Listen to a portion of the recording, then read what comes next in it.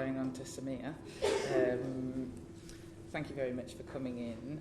I've read a little bit about the story of your children and your travels around the world to try and get access back to your children. So I just wanted to ask a little bit about, if you just tell us as briefly as you can, not necessarily from the beginning, but when you find yourself in Britain,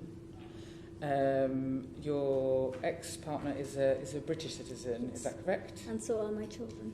And so are your children. Your children are British citizens. And what is your immigration status?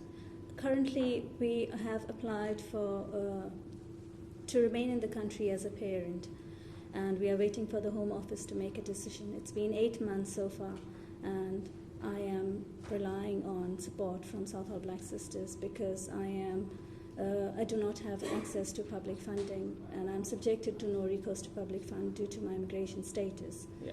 So this has crippled me financially and kept me in a limbo. Mm-hmm. But you came to this country because your children had been brought here from South Africa, is that correct? Yes, ma'am.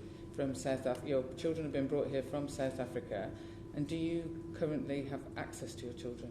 I do have very limited access to my children. It took me 4.5 years to be able to get to common ground. My daughter was 3 when she was abducted. She has very little recollection of me. I couldn't come here because of visa constraints, as my children are British citizens and I'm not. And I had to go pillar to post to be able to come to common ground to have access to my children. Her older brothers have to remind her, to tell her that, do you remember this is our mother? And she says, no, I can't remember. And what, if you don't mind me asking, and please feel free to say if you don't want to answer any of the questions that I asked, what was did you suffer violence and abuse at the hands of your ex-partner? When I got married, it was based on cultural customs in India. I was living in Bombay, and I was 19 years old when I was married to a British citizen whom I did not know. I wanted to further my studies, but my parents thought differently, as according to our custom. I did not want to disappoint them, so I agreed.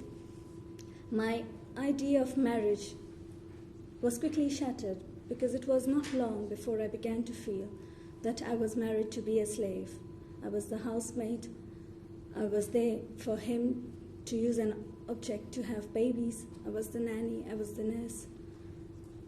The situation soon developed into physical, emotional, and financial abuse, verbal belittling at every opportunity.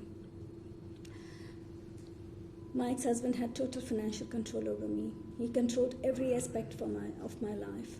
I was strongly disallowed to make contact with my own family, hence leaving me isolated and alienated with my own family.